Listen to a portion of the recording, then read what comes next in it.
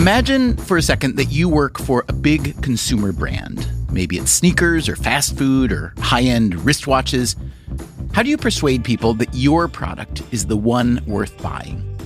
No matter how wonderful your sneakers or fast food or watches may be, they are also inanimate objects. They don't have faces. Well, a watch has a face, but come on, you know what I mean. So eventually, you may ask yourself, what if I hired a well-known actor or comedian or athlete to endorse my brand, to put a face on it? And now potential customers who may not have noticed your brand are going to be like, ooh, if they like it, maybe I will too. The practice of celebrity endorsement has been around for a long time. In the 1760s, the English pottery entrepreneur Josiah Wedgwood created one of the first luxury brands after receiving an endorsement from the Queen. In ancient Greece, some of civilization's earliest coins had images of gods and goddesses, like Athena. Who better to endorse a new product like money, which you might otherwise be suspicious of? But what happens if you attach a celebrity to your product and that celebrity messes up? Police believe that O.J. Simpson is in that car. We've received a report of a gun in the car. The vehicle is registered to Al Cowling, a former teammate, close friend of O.J. Simpson's, who has been a fugitive from justice now almost 12 hours. O.J. Simpson is just one example of many. Today on Freakonomics Radio, a case study of another endorsement deal that went terribly wrong. I mean, this is not just a mistake. This is a crime, and this is something horrible. So what happens then? We will try to answer that question starting now.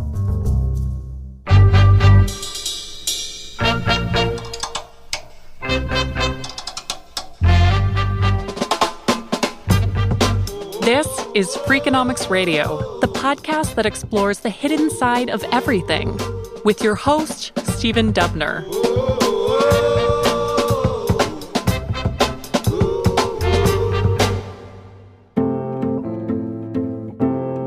John Cawley is a professor at Cornell University. So I'm a health economist, and I'm really interested in the economics of risky health behaviors, in particular diet, physical activity, and obesity. Cawley is especially interested in how health behaviors can be affected by government policy and other top-down solutions. The short answer is not very much. In recent decades, we have heard a lot about nudges and tweaks and incentives that are designed to help people eat better, exercise more, etc. But most of the policies that John Cawley and his colleagues have analyzed just don't move the needle. There was one mild exception. One thing that we did find worked is we conducted an RCT, a randomized experiment of putting calorie labels on restaurant menus. And what we found is that getting the menu with the calories did lead people to ordering 3% fewer calories. So it's not gigantic. It's not single-handedly going to reverse the obesity epidemic, but, it's a cheap policy that had a demonstrable result. And this got Cawley to wondering what else he could learn by looking at data from restaurant chains. And so starting from that and thinking about when would there be cases where people would be potentially attracted to or deterred from patronizing specific restaurant chains, the realization of, oh my gosh, that Jared Fogle scandal that occurred at Subway is definitely something to look at. Do you remember where you were and or what you felt when you first heard the news about the Jared Fogle scandal?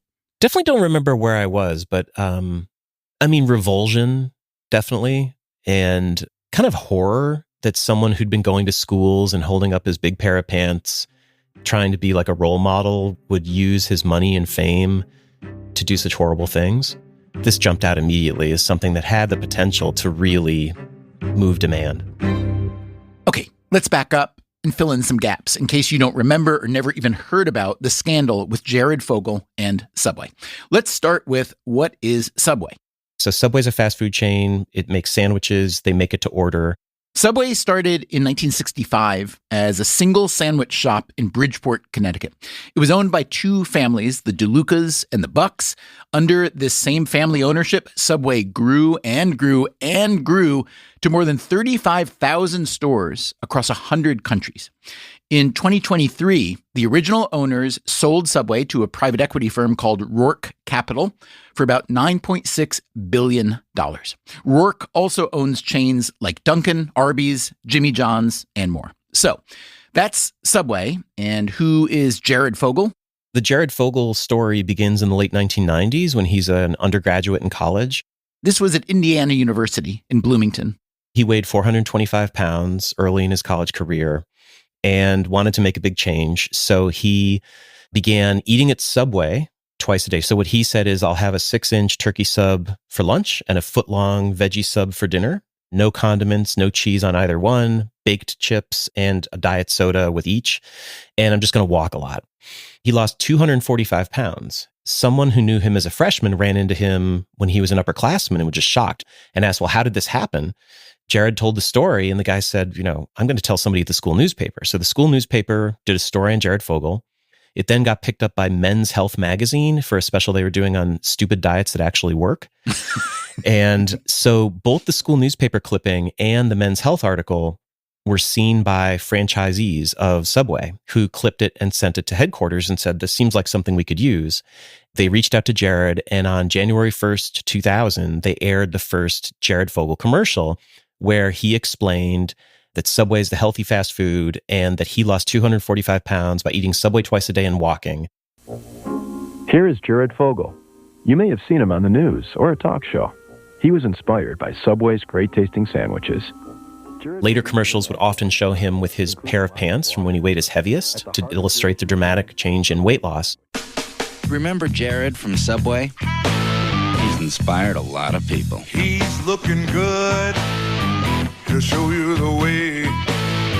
His name is Jared, and he'll lead you to Subway.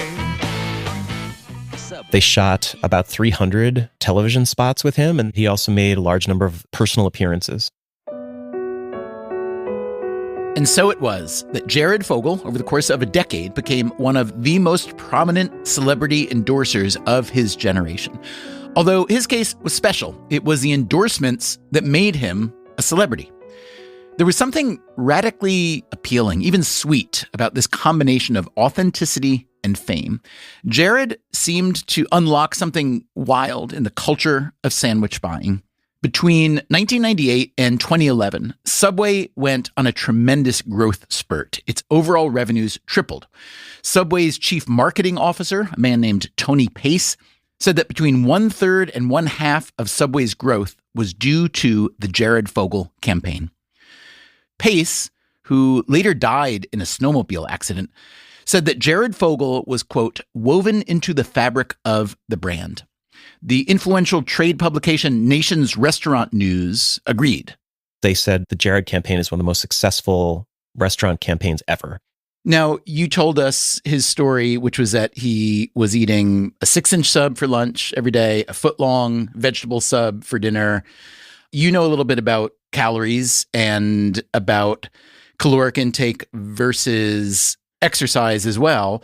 When you heard that story for the first time, that he weighed 425 pounds and lost 245 in a year, primarily attributed to what he was eating, what was your first thought of that claim? My first thought is he's probably walking a lot, but the other assumption is probably previously he was consuming an awful lot of calories. Sticking to this menu very likely could represent a major reduction in calorie intake. Do we know what he was eating and how much he was eating before the Subway diet? I've never heard that. I mean, it could have been 18 cheeseburgers a day. Yeah. So Subway is booming. Subway believes, and the restaurant industry believes, that it's booming in some substantial part because of this guy named Jared Fogle. And then what happens? Yeah, so in July of 2015, the FBI raided Jared Fogle's house. Investigators descend before dawn on the Indiana home of longtime Subway spokesman Jared Fogle. What makes the raid on Jared's home particularly disturbing is that it comes nearly 2 months after the former executive director of his nonprofit foundation was arrested on federal child pornography charges. Jared, when he became relatively wealthy from his income from Subway, he set up a charitable foundation and he hired someone to run it. The charitable foundation wasn't really doing anything. It was a way to pay the guy who was heading it up. And what the guy was doing in exchange for the money was, and I apologize, this is gruesome, he was installing hidden cameras in his own house and filming his own children naked. And then also like children of his relatives, children of his friends who were over. And then he was sending them to Jared. And Jared would be emailing back and commenting and asking for more and, sharing what he'd like to do. So the FBI got wise to the foundation head, raided his house, seized his hard drive, found the images, and found the communications with Jared. And they raided Jared's house. And that was when it just was all over the headlines that Jared Fogle had been arrested for child porn. It came out, too, that he had crossed state lines to have sex with underage girls. He had actually solicited prostitutes saying, I want you to get me a young girl, the younger the better. And so it was really reprehensible stuff. The sentencing judge said that it was extreme in its perversion. So it was just really, really horrible events. And industry observers said this is really bad news for Subway, because they said things like, from now on, when you see a Subway ad, you're going to be thinking of Jared and what he did to those girls. So how did Subway respond to the scandal? Think about how you might respond if your company's superstar spokesperson was found to have used the money you paid him to set up a fake foundation that fed him child pornography. Subway had long been famous for being publicity shy. Their top executives rarely gave interviews or even appeared in public, and their response to this scandal was predictably muted. On the day that Fogle was arrested, they published a post that said, Subway and Jared Fogle have mutually agreed to suspend their relationship due to the current investigation. They also scrubbed all mention of Fogle from their social media accounts. In August 2015, Fogle pleaded guilty to child pornography trafficking and sexual conduct with minors. He is now serving a 15-year sentence. The scandal happened under the old family ownership of Subway. We reached out to the current owners, Rourke Capital. They sent a statement that reads, "Our thoughts continue to go out to all of those who were victimized by Mr. Fogle. When we learned of Mr. Fogle's behavior, we took immediate action, and he has not been associated with the company in any way since his arrest." But can a company just say, hey, stop paying attention to this person that we've been begging you to pay attention to? That's what John Cawley wanted to know. As he considered how to answer this question, he turned to some influential economic research on the notion of repugnance. So Al Roth, who's a Nobel Prize-winning economist, wrote an article about how repugnance or visceral disgust can be something that affects market transactions just as much as prices. He gives examples of how things are outlawed, like the consumption of horse meat or selling a kidney or paid sex work. And people just find them offensive and want them to not happen. And so it really wouldn't be surprising if people, when they see a Subway, remember the headline they just saw, the CNN story they just saw about these reprehensible crimes. When I think of repugnance, I think of transactions that some people want to engage in and other people don't think they should be allowed to, normally for moral reasons. And that is Al Roth himself. He teaches at Stanford. He points out that repugnance doesn't always affect markets the way you might think. I find it very hard to predict. And one reason it's hard to predict is it's different in different places. Disgust is easy to predict. If someone spits into your coffee, you won't finish your coffee, no matter where in the world you are.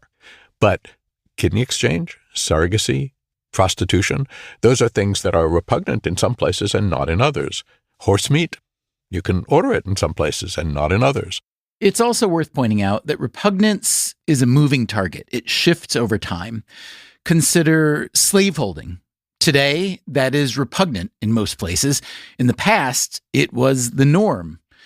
Or here's an example of things changing in the opposite direction. Life insurance. Not so long ago, it was considered repugnant for someone to profit from the death of a loved one. Today, life insurance is seen as something you'd be foolish to do without, or at least that's the story we've been told by life insurance firms. So how did Al Roth think the public would react to the repugnant news about Jared Fogle? It seems like a plausible hypothesis that if the spokesperson were really important and then he turns out to be a terrible guy, then you might change your mind in much the same way, but not with exactly the same consequences, that you might associate your feelings about Elon Musk and Tesla and about Donald Trump and Trump hotels. If you don't like Elon Musk, Not buying a Tesla avoids giving him some of your money, but not buying a Subway sandwich, which you may have discovered you liked because of this criminal guy, doesn't harm him at all. It wasn't that Subway sandwiches approved of molesting children. They were as much a victim as the general public was. And John Cawley again. So this seemed to be a great opportunity to test for to what extent do people, even though, Jared had nothing to do with the quality of the food or the management, people might just see that Subway sign and remember him and just turn away and go somewhere else. So, what did Cawley find? That's coming up after the break. I'm Stephen Dubner, and this is Freakonomics Radio.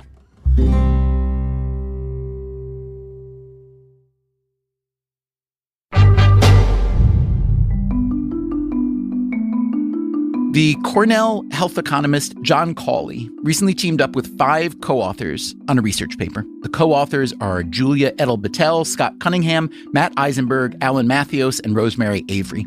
The paper is called The Role of Repugnance in Markets: How the Jared Fogle Scandal Affected Patronage of Subway. And what did they want to do with this paper? What we want to do is estimate what was the impact of the Jared Fogle scandal on patronage of Subway.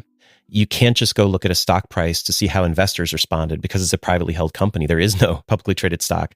You can't look at quarterly earnings reports because there aren't any. And also, you don't want to just rely on whatever executives of the company say because you can't independently verify it. So what did you do instead? So what we did is we went to a data set called the Simmons National Consumer Survey. They survey a large number of people nationwide, and they ask them really detailed questions about the stores, the companies they patronize. And in particular, they ask about their patronage of 58 different restaurants in the past 30 days. They conduct it 4 times a year. So that allows us to look at changes in relatively short periods of time in the restaurants that people say they're visiting. And these data go back how far? We're looking at from January 1st, 2014 until December 31st of 2016. So we're looking over a 3-year period, the middle of which is the information shock. Information shock is economist speak for, in this case, the burst of news that accompanied the revelation of Jared Fogle's child pornography crimes. One thing that makes the event we're studying suitable for study is that nobody knew the bad stuff about Jared. Nobody knew that until the FBI raided his house. And as soon as they raided his house, it was front page news all over America. And it was confirmed shortly thereafter through a guilty plea. Most of the time with an ad campaign, it's hard to measure how much people have been exposed to. But this is a case where really nobody knew anything until one day, like everybody knew everything. John, I have a question that is personal, perhaps a bit intrusive, so feel free to take a pass if you'd prefer. But I once heard you give an interview where you discussed a troubling incident in high school with your debate coach. And I was really taken with your response to it, which was to get through it, but then come back and get justice, not only at your own school, but then at the next school where the guy went to. And I was really curious if that experience at all informed the way that you approached this topic with Jared Fogle and Subway. Yeah. So the background is I had a high school debate coach who molested me and he molested other people. It wasn't really until college that I was reckoning with it, and then wrote a letter to the school principal and got him fired. He moved to another high school in town. I went to the people who knew the administration of that high school and got him fired from there. And I went to the police and explained what happened, but he never went to jail. It does make me think that this kind of issue is worthy of study. And there's lots of different ways you can contribute to that. And this is a small way that I'm contributing to better understand what people think and what they do when they learn information like what Jared Fogle did. It did make me wonder if your personal experience contributed to your assessment of what you thought would happen with Subway after the Fogle scandal. Another thing that you're making me think about is the distinction between being an objective researcher and letting the data speak for themselves and fairly and honestly reporting what you find. The difference between that and the way you wish things worked in the world. I would hope, and I think there was, like universal disgust and anger at this person who betrayed so many people's trust. That doesn't mean Subway has to experience lower sales because of it, though. So, did Subway experience lower sales? Cawley and his colleagues did have data from the Simmons Marketing Survey. To get at the Jared Fogle effect, Cawley would need to measure the Simmons data against a control variable, a different fast food restaurant. This required the use of what researchers call synthetic control. Rather than us saying, well, here's what we think is a good comparison or control firm for Subway, and guessing like DiBella's or Firehouse Subs, because they're sandwich companies, we can instead use the method of synthetic control, and that will go and find the optimal firms that best resembles Subway prior to this shock. In this case, interestingly, it picked just 3. It was McDonald's, Whataburger, and Jack in the Box. So all 3, coincidentally, just turned out to be burger chains. It didn't pick any sandwich chains. And I'm sorry, back up. The control or the metrics on which they aligned with Subway were what, though? Great question. Is it population metrics? What we want is a synthetic, a fake Subway that's as similar to Subway before the shock. But then the question is similar in terms of what?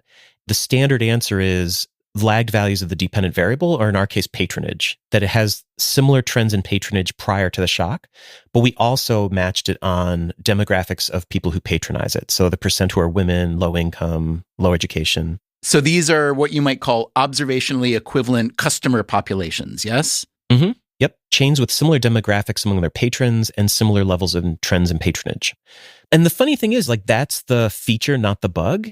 It doesn't depend on us using deduction or logic to guess what's the best control. It lets the data speak for itself. Okay, so you start working with the data. Tell me what happens next. Yep. We now have a synthetic Subway that we can compare to regular Subway. And what we look to see is, does the real Subway become significantly, different from the synthetic Subway after the shock? And what were you expecting, John? I mean, I expected, yes, that people would not want to go to Subway as often or as much in the wake of this information. And what magnitude of a drop were you thinking? I wouldn't have been surprised by 5 to 10% drop in patronage that eventually went away. Like maybe it goes away in 6 months. And we really find that patronage remained flat. There's no significant change in patronage. Can you just summarize this in lay terms? Like a sandwich chain has an everyday endorser who turns out to be very, very popular. He becomes almost the face of the franchise. He pleads guilty ultimately to sex crimes and child abuse, and nothing happens to the product. I mean, it sounds hard to believe. Did you have a hard time believing it? Well, I mean, there are these 2 decision-making systems. So there's system 1, which is fast and emotional and may involve repugnance. And then there's system 2, which is more rational and slower to react. I'm certain when people saw the news that they were revolted and they were disgusted and experienced repugnance. But when it came time to choose where to go to eat, they apparently used system 2 and thought like, well, it's got nothing to do with the food. It's got nothing to do with the company, because we're not finding any effect of this scandal on people's probability of going. Is it possible that this evidence just shows that our personal preferences, including like what I want to put in my mouth today, are just much stronger a driver than our sense of, I don't want to say morality or guilt, but, plainly a person who was affiliated with this brand did something horrible? I would think that would outweigh my decision about what I want to eat for lunch today, but it doesn't. So what's the takeaway in that regard for you? So you're right, like people's habits around food are strong. It's really hard to change people's behavior. We know that from a lot of different studies. But there's a lot of other research that does document that people do respond to negative information about firms when it's relevant to the product. For example, when there was adulterated infant formula coming over from China that had killed several children and hospitalized many others, there was a significant decline in exports of all dairy products from China for quite a while. Or when British Petroleum had the Deepwater Horizon oil spill and it turned out that it was due to their lack of safety precautions. In the US, people decreased their purchases of BP gasoline. Another example you write about is sexual abuse in the Catholic Church. And you write that it reduced membership, at least in the measured area, by 3%, which is, a large number when you're dealing with something as big as the Catholic Church. But you were thinking that the Jared Fogle effect would be 2 or 3 times larger than that. Again, is this all because of the disconnect between who the person was and what the product was? So this paper concerned the Boston Globe's Spotlight series that exposed not just sexual abuse by Catholic priests, but institutional protection of these priests, where the church administration knew what these priests were doing and hid it and move them around to help them evade accountability. And so it implicated not just numerous employees of the firm, you could say, but also the management in a very systematic way. And so that may explain why there was a much more dramatic reaction. So in the paper, you write that the absence of a detectable impact of the Jared scandal on patronage of Subway raises the question of whether Subway may have been previously overestimating the extent to which Jared was responsible for their increased sales. Say a little bit more about this, and I'd love to hear you talk as much as you want about how firms will often tell a story that sounds believable, sounds appealing, but is kind of free of empiricism. Yeah, so the fact that we can't reject the null hypothesis that this had no impact, like there's no detectable impact of this information on people's purchases or patronage of Subway, does make you question, well, wait a second, how could this be true when we were told all along by insiders to the company, by the restaurant industry, that this was one of the most successful ad campaigns ever, and he was the face of it? It is possible that maybe he was incredibly influential, and these ads were really powerful and moved demand early in the ad campaign, but maybe by this point it had run its course. And even though Subway was continuing to pay him, it wasn't really adding much. But another possibility is that all along the firm was overestimating how much the ad campaign was contributing to their bottom line. Well, I think that's right. I think that there's an incentive for marketing directors to tell their companies that they, the marketing directors, are having a great effect on sales. That, again, is Al Roth. And if what you've done is hired a spokesperson, then you say the spokesperson has had a great effect on sales. We did a 2-part series of Freakonomics Radio a while back called Does Advertising Actually Work? The short answer, not nearly as much as advertising and marketing departments say. One paper we cited in those episodes is by the Berkeley economist Steve Tadelis and 2 co-authors. They used data from eBay. Here's Al Roth again. Apparently, eBay used to buy ads on Google search on the name eBay. So if you searched for eBay, you saw not just eBay's website, but you also saw an ad from eBay. And what the marketing department at eBay told the executive suite at eBay was, we're really effective at driving sales because lots and lots of people who click on our ad proceed to buy something on eBay. And what Tadelis and his colleagues did as an experiment was they said, a lot of people who click on the ad, they were searching for eBay. They were intending to buy something on eBay. They just wanted to find the web address so they could click on it. And if we don't advertise, we'll get just as much revenue because instead of clicking on the ad, they'll click on the organic search result, which will come up first. So that was a case where there was a claim but no evidence that the ads were leading to the purchases. And that could well be the case with the spokesperson. It may be that academic researchers are suspicious of the power of advertising and of spokespeople, but most companies don't seem to be suspicious at all. Take a look at advertising during the Super Bowl, which is easily the biggest annual TV event in the U.S. and therefore the biggest annual advertising event. Over the last 4 years, between 60 and 75% of Super Bowl ads featured at least one celebrity, and usually more than one. So, if you believe that celebrity endorsements do work, the question is, why? After the break, it is time to cue your inner primate. We want the things that high-status individuals have. I'm Stephen Dubner. This is Freakonomics Radio. We'll be right back.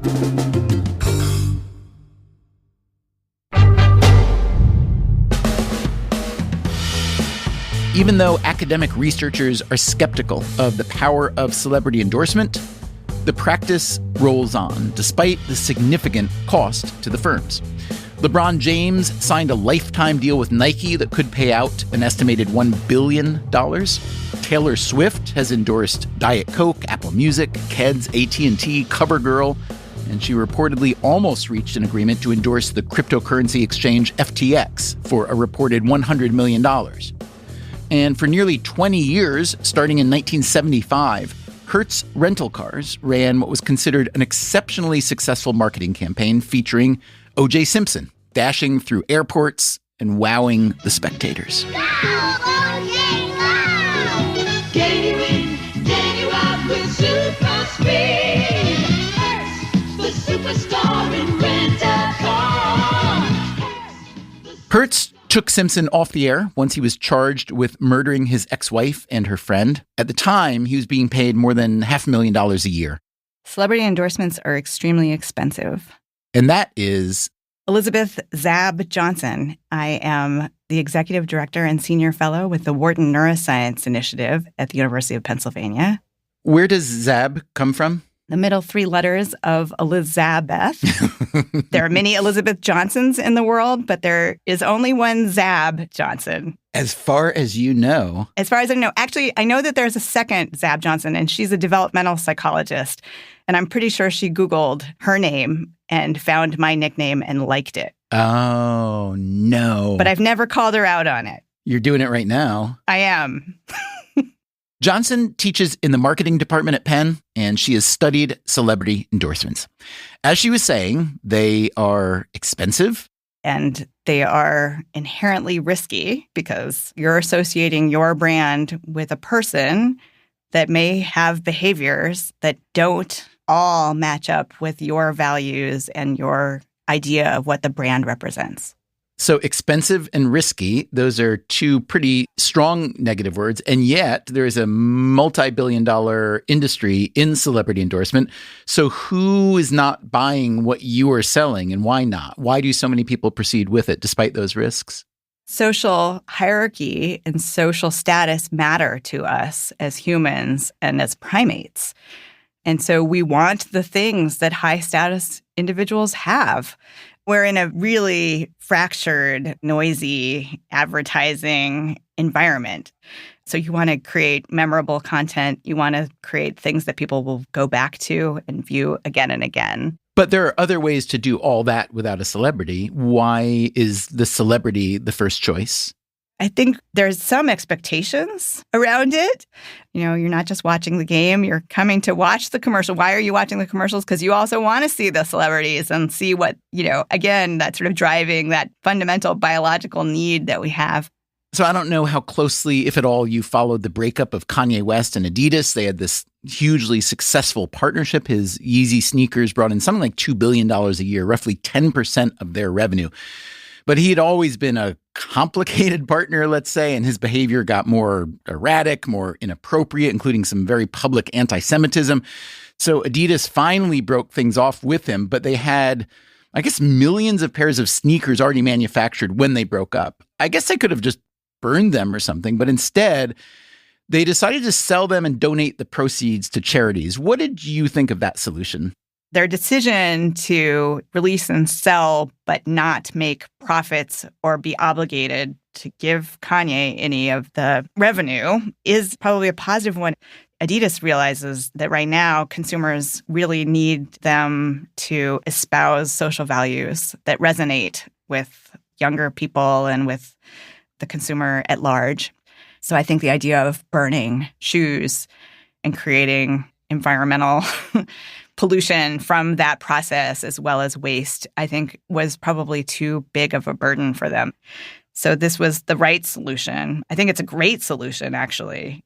On the other hand, you're wearing or at least owning the product of someone who's been disgraced, at least in the eyes of many, right? I mean, with every product that we consume, there are always those things at play. With shoe wear in particular, we know that those are mostly being manufactured in environments that I don't think we think are the right manufacturing environments for modern day consumers. But at the same time, we still will pay hundreds of dollars for them. I don't know if you've ever visited Auschwitz, but there are these collections of things that were taken from the people who were sent there and then usually killed there, most of them Jews, but not all. These gigantic piles of eyeglasses, gigantic piles of suitcases, and gigantic piles of shoes. I wonder, do you think there might have been something fruitful to do with those whatever million or however many Yeezys there were? Some kind of public sculpture that might have been a better solution than going ahead and selling the thing that was made by the person that you are supposed to be distancing yourself from? That's an interesting idea. I mean, I think Adidas had to be really careful because, the founder had been part of the Nazi Party and it was a point of shame for the company. There could have been a huge backlash to something like that. A little bit too on the nose. Too on the nose, right? And like not at all the same, right? Not at all the same. So I think that this is probably the better move. I guess this is why I'm not in corporate marketing. And maybe better than sending Yeezys to underprivileged children in developing nations. That could also be seen as being bad. I think in a sense, maybe this was the right call. And yet, despite the risk of celebrity endorsements, and despite the expense, there are significant upsides. That is the conclusion that Zab Johnson and 3 co-authors reached in a recent study they called How Celebrity Status and Gaze Direction in Ads Drive Visual Attention to Shape Consumer Decisions. In this particular study, we used Snoop, Scarlett Johansson, Michael Jordan, David Beckham. They also used ads that didn't have celebrities in order to track the difference. Some of the ads would show the celebrity looking toward a snack food that they were endorsing. Cheez-Its, Nutribars, Snickers, Oreos. By tracking eye movements, Johnson could tell whether research subjects followed the celebrity's gaze and looked at the product, or whether they were so fixated on the celebrity that they ignored the product. In the psychology literature, that's called the vampire effect. The celebrity overshadows the product. If that's true, then it's not going to work, right? That could be a really big disaster.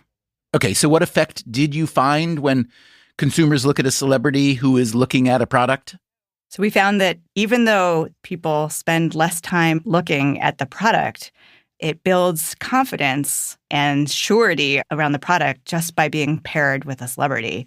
And that was enough to nudge people to make choices of snack foods that they had felt on the fence about towards the one that had been presented with a celebrity.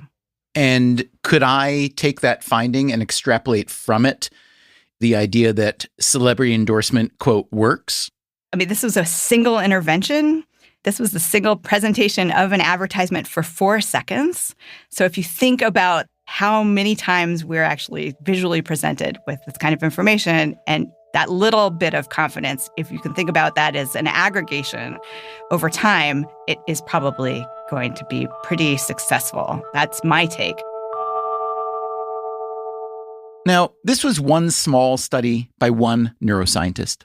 The economist John Cawley walked us through some of the other literature on celebrity endorsements. Craig Garthwaite at Northwestern's done a neat paper on the effect of an endorsement of your book by Oprah's Book Club, and found that it led to a jump in sales, not just of the recommended book, but also of other books written by that same author. And interestingly, it didn't increase book sales. People didn't buy any more books. They just switched to buying the one Oprah recommended. And then I guess Craig really is a fan of Oprah. He wrote another paper about Oprah's endorsement of Senator Obama for president and estimates the impact that that had on his votes and contributions and voter turnout. He estimates it got Senator Obama an additional 1 million votes. To be fair, Oprah is an outlier as well, because she's so huge. Additionally, with her book recommendations, there'd never been anything like that in the history of book recommendations, at least in modern history. And it wasn't just an endorsement, it was a call to action to everybody go buy this book. What do we know about the more general state of endorsement? Let's say LeBron James is endorsing Nike. What do we know about the power of that type of endorsement where there's some affiliation, but not necessarily a call to action? It's a great question. I don't have a good answer for you. You know, the discussion that you had in your earlier episodes about does advertising really work? The work of Anna Tuchman finds very little increase in sales of e-cigarettes due to TV advertising. The work of Steve Tadelis finds a negligible return to paid search ads for eBay. Brett Gordon has found that firms' rule of thumb for guesstimating the payoff to ads often vastly overstates what the true payoff actually is. There were explanations in that series that we did, one of which came from Steve Levitt, which is the people responsible for soliciting the budget for marketing and advertising are the same people responsible for measuring and making claims about the efficacy. Is that the best explanation for why there can be a gap between the two? I think it's one possible explanation. I also think of public health. So a lot of the work I do is in health economics. And, you know, very often people in public health will be very well intentioned and will propose some intervention and they claim we're seeing amazing results in pilot studies. there's a sense of like, aren't good intentions enough? And I could imagine something being similar with marketing of like, how couldn't this work? This is what generations of ad people have done. But again, this is how science progresses. This is how we make sure we're not wasting resources, is we need to rigorously evaluate everything we're doing.